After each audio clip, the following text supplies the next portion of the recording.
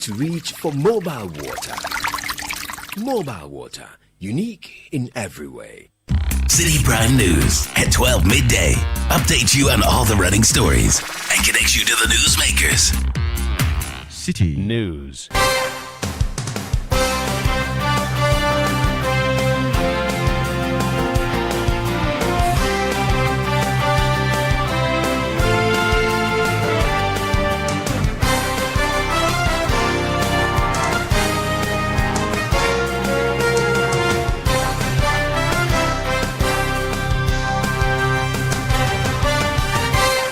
97.3 City FM, it's midday. You are welcome to this edition of the Citi Prime News. We're broadcasting live from our studios here in Accra. This afternoon, doctors cited in Charles Emisa no-bed syndrome reports suffer social media threats and abuse after investigative committee refer them to medical and dental council for punishment. Their social media is being flooded with threats. Some are being sent messages, some are being called various things. And just your name being out there. Imagine you go through this process. Also coming up in the bulletin. With all respect, a bundle of falsehood that is just putting out there. And I see all this as part of the face-saving efforts to justify their unlawful actions. Former Buffer Stock Company CEO Abdul Hanan released from Yoko custody as Deputy Attorney General and former Attorney General go at each other as the trial unfolds. Meanwhile, former Gihog Managing Director Maxwell Kofi Juma remains in Yoko custody over alleged financial misappropriation. Still at the hospital, Kolebu IC, and he's still under treatment. They are giving him medication so that the treatment will be cured, but he's still there. And later in this edition of the Citi Prime News, government commits to press freedom as the world celebrates journalists. The press has been a guardian of our public interests. Today, on behalf of the government of Ghana, I reaffirm our commitment to protect the safety of journalists, to uphold media pluralism, and to ensure that no reporter is harassed, detained, or threatened for doing their lawful work. All that and more coming up in this edition of the Citi Prime News, which is heard live around on citinewsroom.com. Citi Prime News at 12 midday. Updates you on all the running stories and connects you to the newsmakers.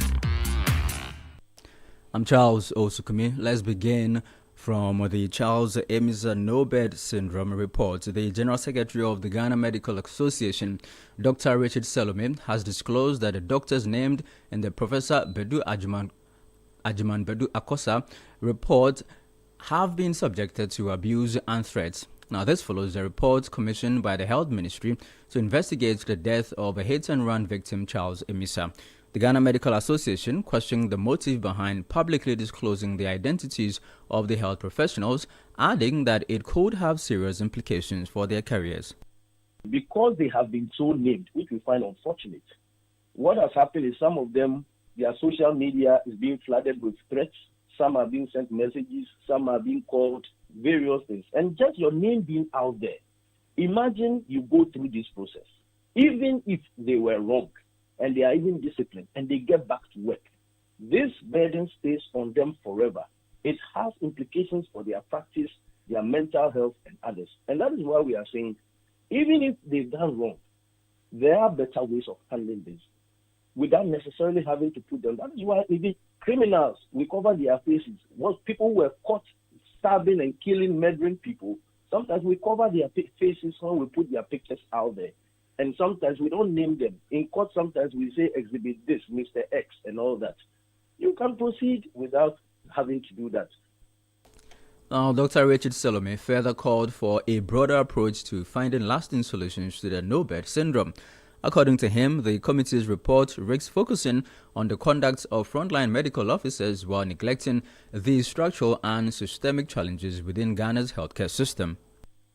There are major systemic issues from even the ambulance service to the facilities that were stated in the report, but it appears we are only focused on the doctors and especially the people being named, especially when they are now being referred to the regulators to go through the disciplinary proceedings, which then affords a full and lengthy process, which we insist must be fair and just. Everybody is talking about the individuals in this. but not the recommendation of the committee that says, for example, that you should establish a national governance management system for emergency care. Not the recommendation talking about the funding. Today, if you call an ambulance, you will pay for the fuel. We are not talking about that. We are not talking about that, the fact that basic life support training should be given to everybody.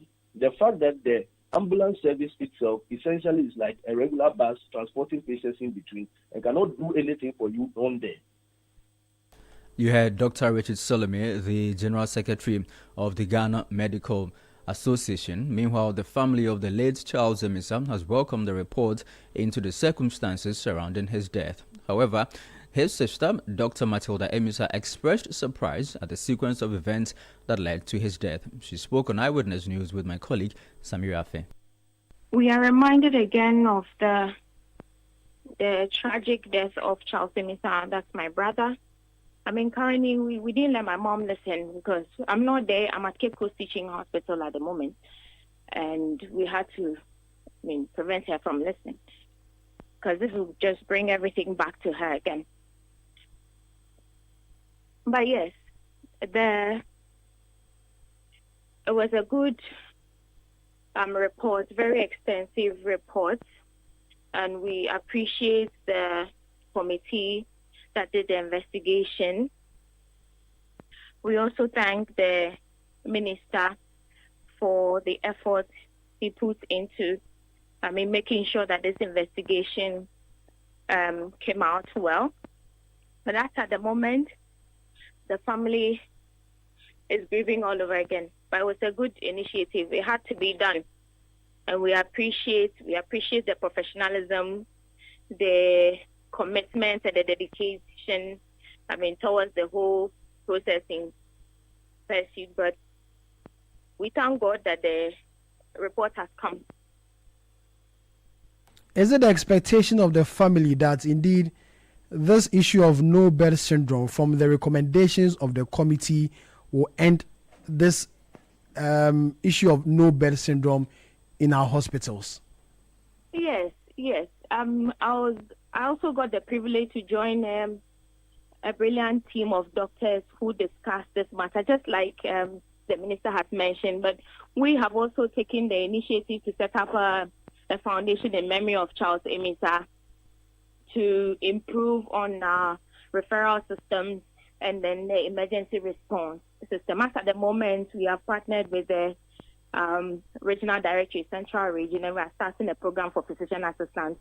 We'll do an online before we do the in-person to train them in emergency response and proper referral.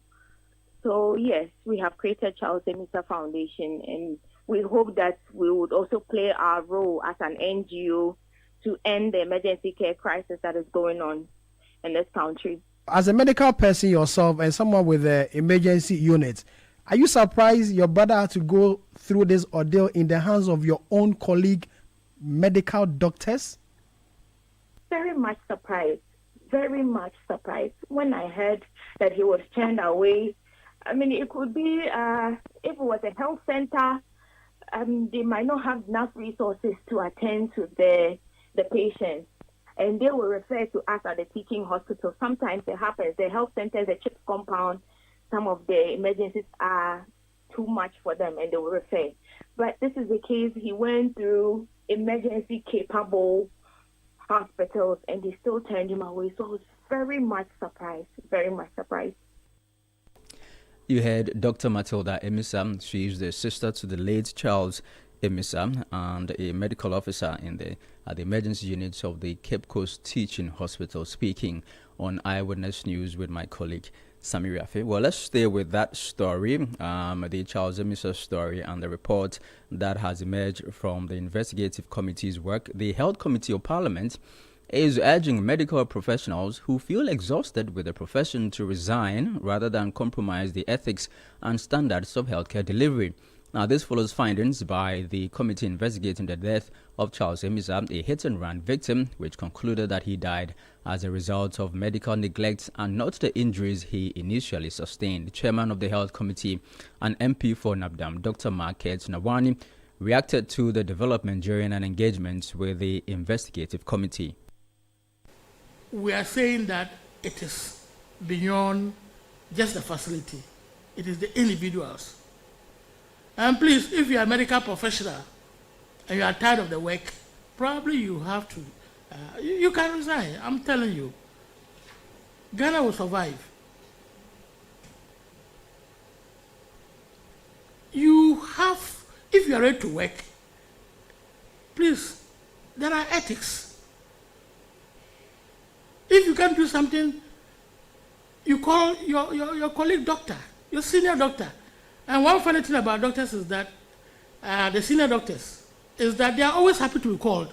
Once a junior doctor calls a senior doctor, they are ready to run and come and help. It's something that in my 33 years of practice, I realized that whenever you want help from a doctor you call, a colleague doctor calls that person, you run and come and help. This should not have happened. This has nothing to do with no bed syndrome, but that was the name that was given to it.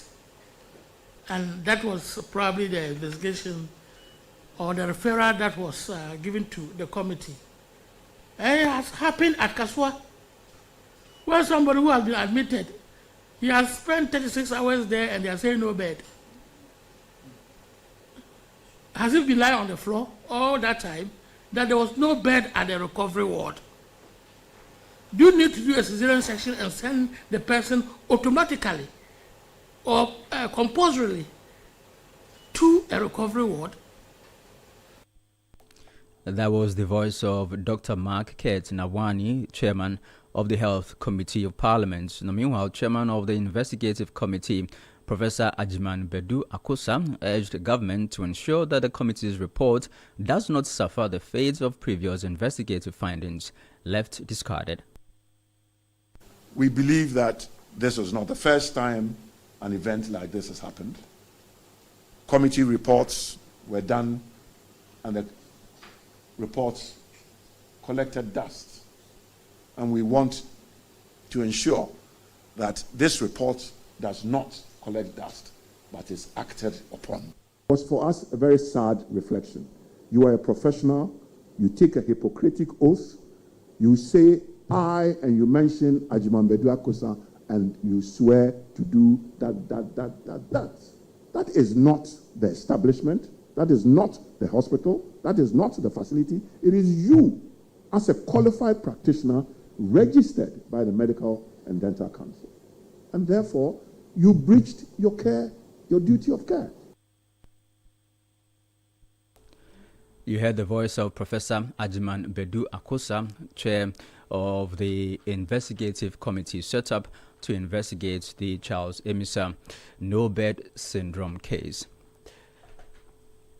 You're also listening to the City Prime News here on 97.3 Citi FM. In more news, the World Health Organization has launched a global investigation into reported cases of severe respiratory illness linked to hantavirus infection. The virus was detected among cruise ship passengers and crew in the South Atlantic, prompting coordinated international response measures and a global risk assessment. Here is the WHO's Director for Epidemic and Pandemic Preparedness and Prevention, Maria van Kerkhove, addressing the media. As of today, 7 individuals of the 147 passengers and crew have been reported ill. Sadly, 3 have died. 1 patient is in intensive care in South Africa, although we understand that this patient is improving, while 2 patients are still on board the ship and are being prepared for medical evacuation to the Netherlands for treatment. In our disease outbreak news that we published late last night, we did mention a 3rd suspected case who reported a mild fever at one point, and that would make the total of 7 cases, 2 confirmed and 5 suspected. This person, I'm happy to say, is currently doing well and is asymptomatic. The plan now is for the ship to continue on to the Canary Islands. We're working with Spanish authorities who will welcome the ship, have said that they will welcome the ship, to do a full investigation, a full epidemiologic investigation. You heard the Director of Epidemic and Pandemic at the World Health Organization, Maria van Kerkhove. You're still listening to the City Prime News. You're on 97.3 Citi FM. Still ahead, former Buffer Stock Company CEO Abdul Hanan released from Yoko custody as Deputy Attorney General and former Attorney General go at each other as the trial unfolds. We have details in a bit. Please stay with us. Citi Prime News at 12 midday. Updates you on all the running stories and connects you to the newsmakers.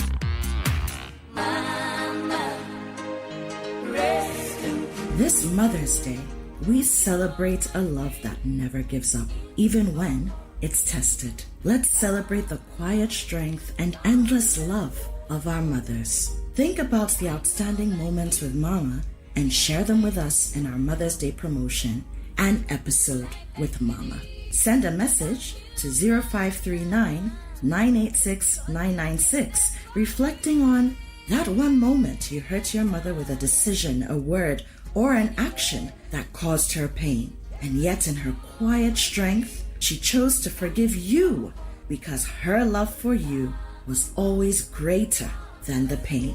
Or think about the sacrifices she made, the things she went through, the things she went without, so you could have more. The sleepless nights, the silent struggles, her own dreams set aside just to see you move forward. Many times, these sacrifices go unnoticed. And now cast your mind back to that one defining moment, the midnight advice, the support, the action Mama took that changed your life forever. That single act that continues to guide you all the time. So this Mother's Day, let's go beyond celebration. Let's reflect, let's appreciate, and let's say the words that matter. Add your full name, your phone number, and Mama's full name, and send to 0539 986 996 via WhatsApp. Let's give Mama her flowers while she can feel it. The An Episode with Mama promotion is powered by 97.3 Citi FM with support from Channel 1 TV, and it's proudly sponsored by GTP and supported by Takira.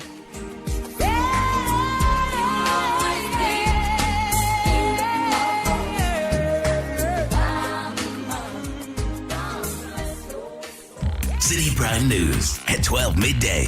Updates you on all the running stories and connects you to the newsmakers. Yeah, welcome back to Citi Prime News. You're on 97.3 Citi FM. I'm Charles Osukumi. Remember, the news is live in the Western region on Beach 105.5 FM and Sky Power 93.5 FM, both in Takrady. We are in the Bono region on Greener 95.9 FM, in Sunyani, the Ashanti region. We're on Ajimpa 99.9 FM, and in Karia. We are in the Volta region on Heritage 107.3 FM in Hohoe, and Freedom 88.1 FM in Sogakope. In the Northern region, we are on Radio Gaki 88.3 FM in Saboba. We are also in the Upper East region on Quality 88.7 FM in Garu and Mike 105.3 FM in Navrongo. In the Northeast region, we are on Nobia FM 98.1 and Radio Jimbale 107.3 FM in Jimbale. And also in the Upper West region, we are on Pupili 92.7 FM in Wa. In more news, the Deputy Attorney General, Dr. Justice Shrimsai, has slammed Godfred Yebuadami over his comments regarding the withdrawal of charges against accused persons in the National Food Buffer Stock Company case. The former Attorney General, Godfred Damin, who is counsel for the former NAFCO CEO, described the move as an abuse of the legal process. However, in an interview with the media, Deputy Attorney General Dr. Justice Shrimsai described his reaction as surprising, explaining that the approach is standard practice when new evidence is uncovered. You cannot just come to court when you have fresh evidence in a criminal trial and start throwing in the evidence. That's what I'm asking about the status. So you need to first interrogate and hear from the accused person in respect of those new fresh evidence that you gather. That will inform your final decision whether to go ahead and charge the person or not.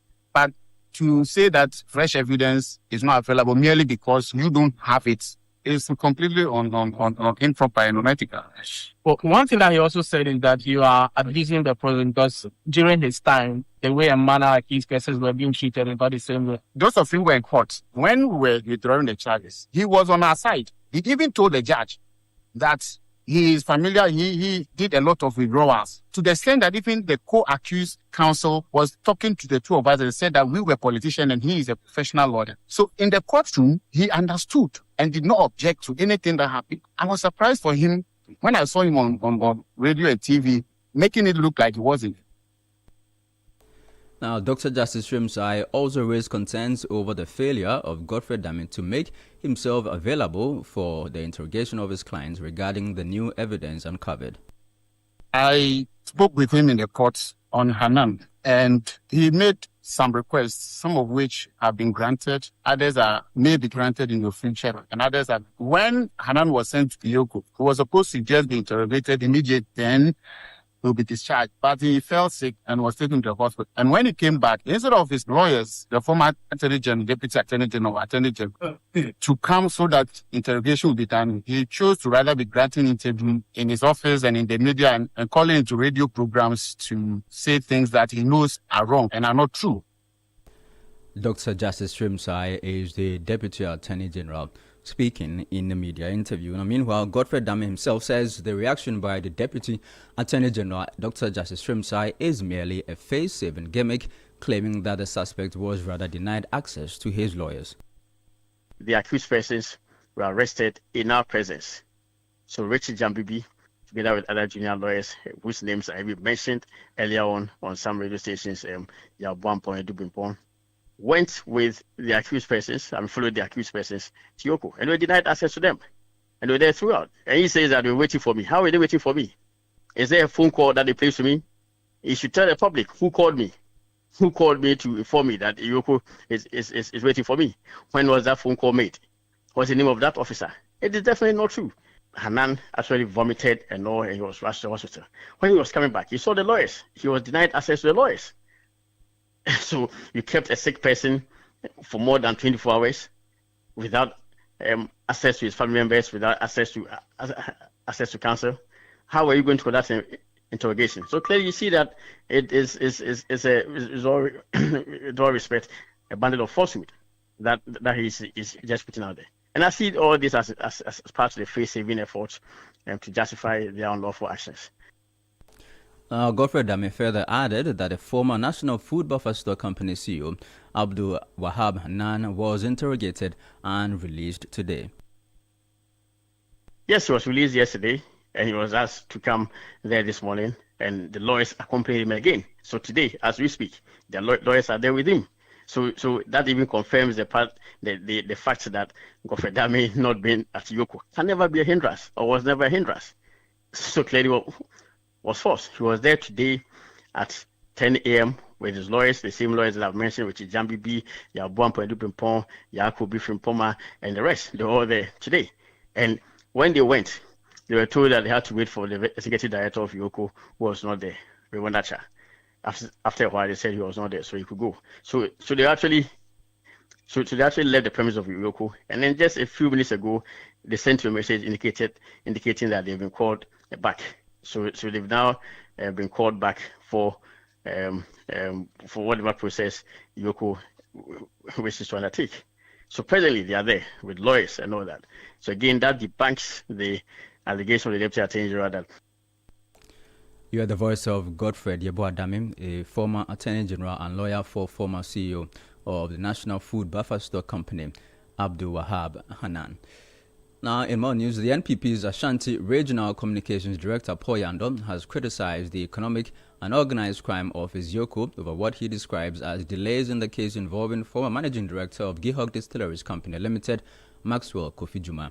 Maxwell Kofi Juma was arrested about 2 weeks ago by Yoko officials in connection with alleged financial misappropriation during his tenure at Gihog Distilleries. He was later transferred to the Kolebu Teaching Hospital after reportedly falling ill while in custody. Now, speaking to Citi News, Paul Yando questioned Yoko's handling of the matter, stating that lawyers and family members of Maxwell Kofi Juma are still struggling to meet the 55 million cedi bail condition set by the agency. Still at the hospital, Kolebu IC, and he's still under treatment. They are giving him medication so that the treatment will be cured. But he's still there. So after he's cured, they have to take him back to Yoko custody because the bail condition has not been fulfilled. Why is it that everybody is asking what are the lawyers doing? And why are people not asking why Raymond Acha has refused not to take Masoko Fujima to court? Because he has given an onerous bail condition. Why? What does the law say in Ghana? After 48 hours, you have to put a person before court. You have to do that. For your information, when I call the lawyers, they will tell me that they are on it. So I'm waiting for they are on it to be completed. The bail condition is an onerous one, a very huge one. It's outrageous. And it's very difficult to get people who can guarantee for us. If you ask the lawyers, they will tell you that they are on it, which means it is not yet completed. So they are still working on it. So until we are able to fulfill the bail condition, can we take him out Yuku custody? In fact, even at the hospital, they have 2 men sitting on his bedside, waiting for him to get well so that they take him to Yuku custody. Paul Yando is the Ashanti Regional Communications Director of the New Patriotic Party. Well, away from the legal issues, the Minister of State in charge of government communications, Felix Kwatiofosu, has reaffirmed government's commitment to protecting press freedom to sustain Ghana's democracy. Now, he made this known at the World Press Freedom Day event held in Accra under the theme Defending Truth in a Digital Age, Journalism, Information Integrity, and Democratic Resilience in Ghana and the region. Felix Kwatiofosu notes that a free, independent, and responsible media landscape will enhance transparency, promote accountability, and build public trust. I would, however, speak about the localized theme, which is journalism, information integrity, democratic resilience in Ghana and the region. Let me state this plainly. A government that fears questions has already lost its confidence. And a society that silences journalists has already weakened its democracy. Journalism is not the enemy of governments. Good journalism is actually an ally of good governance. When a reporter investigates a contract gone wrong, they are not attacking the state. They are protecting the taxpayer. In Ghana, we have seen this truth play out repeatedly, from the exposures that led to procurement reforms, to the community radio stations that gave voice to farmers during the dry season, to the fact checkers who counted falsehoods during our last election. The press has been the guardian of our public interests. Today, on behalf of the government of Ghana, I reaffirm our commitment to protect the safety of journalists, to uphold media pluralism, and to ensure that no reporter is harassed, detained, or threatened for doing their lawful work. We will continue to implement the Right to Information Act in full.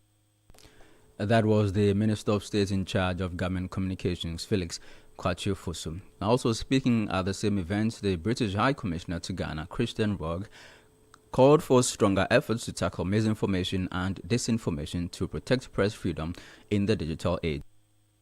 Are not immune from some of the challenges that we're seeing and some of the changes in the media landscape. And what that means is that our societies are increasingly susceptible to misinformation and to disinformation. And I think you just have to look at the recent history where a very difficult period that all of our countries have gone through, namely COVID, has seen just how much false information was spreading. Some of it because people were worried and anxious, but some of it also was quite deliberate in terms of scaring people, in terms of blaming people. And now, with the benefit of a few years having come out of that period, we actually realized just how much of that information was wrong and was spread without good foundations at the time. But what this shows is that digital technologies have not just transformed how information is produced and how it is shared, but alongside that opportunity that has come with digital technologies, we're also seeing the downside of that trend, the misinformation and disinformation that I've mentioned. But also we're seeing growing pressure and threats towards journalists, and we're seeing an erosion of public trusts. You have the British High Commissioner to Ghana, Christian Rogge. And finally, Ghana has officially petitioned the African Union over xenophobic attacks against African migrants in South Africa. Foreign Affairs Minister Samuel Okudzeto-Ablakwa yesterday filed a formal complaint demanding that the AU Commission chairperson place the crisis on the agenda for the 8th Media Coordination meeting to be held in Egypt. Ghana argues that the attack violates the African Charter on Human and People's Rights and threatens the progress of the African Continental Free Trade Area. Here are excerpts of the statement read by my colleague Inosafu.